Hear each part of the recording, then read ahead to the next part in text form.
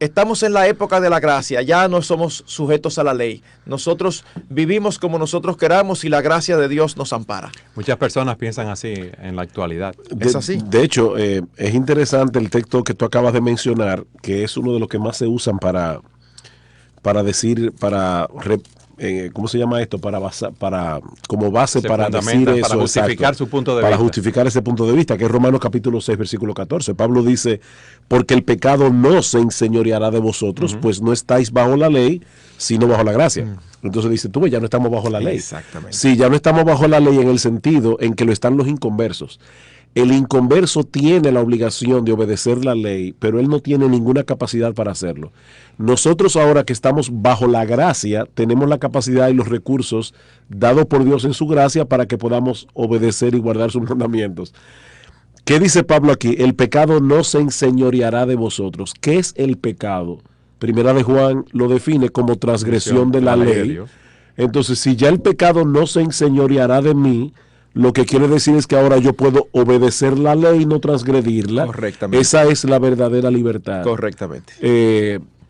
Para los padres que están aquí, una manera de explicarle eso a los niños es con una famosa historia que se llama El trencito feliz. Dice que había una vez un trencito que iba muy feliz en su riel y él veía a los animales del bosque saltando, viviendo con una aparente libertad que él no tenía.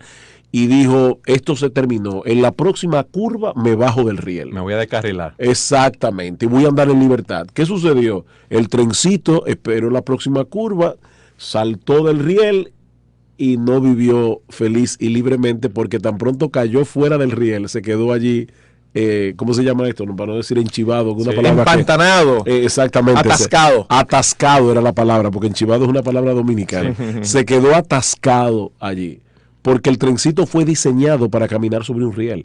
Nosotros los seres humanos fuimos creados a imagen y semejanza de Dios. Por lo tanto, el carácter de Dios es el riel sobre el cual yo debo mover mi vida. Tan pronto yo salgo de ese riel, me voy a empantanar, me voy a atascar en la vida. Esa es la verdadera libertad cristiana. Aunque hay muchos que abusan de esa libertad y la convierten en un libertinaje. Viviendo llenos de lujos, de entretenimientos, placeres sensuales y dicen que son cristianos. Esa es precisamente otra cosa que la libertad cristiana no es libertinaje. Y la escritura está lleno de eso. Gálatas 5:13 dice, a libertad fuisteis llamados. Esa es la libertad cristiana. Solamente que no uséis la libertad como ocasión para la carne. Tú eres libre, pero no libre para pecar. Primera de Pedro, capítulo 2, versículo 16, dice, como libres, pero no como los que tienen la libertad como pretexto para hacer lo malo.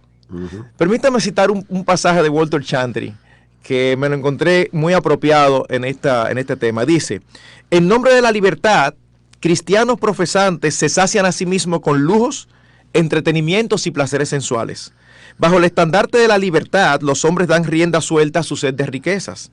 Las mujeres se visten sin modestia, alimentando la vanidad que tanto ama llamar la atención, y la juventud se entrega a los deportes y a la ociosidad. Detrás de la caída de muchos cristianos en inmoralidades obvias ha estado el uso de cosas neutras para servirse a sí mismos. El ego convierte la libertad en libertinaje. Y es interesante decir que, para que no haya una mala interpretación, de ninguna manera estamos en contra de los deportes ni de otro tipo de actividades. Tú mismo te encantan los deportes. Me encantan, pero una cosa es que yo practique el deporte y otra cosa es que el deporte me domine, que el deporte sea el centro de mi vida. Es a esto que se está refiriendo. Es cuando nosotros permitimos que algo sea tan valioso para nosotros que en nombre de la libertad, pero eso no es malo, se convierte en algo que quita a Dios de su lugar. Entonces, en ese momento ya es pecaminoso, no porque lo sea en sí mismo, sino por el lugar que nuestros corazones le hemos dado.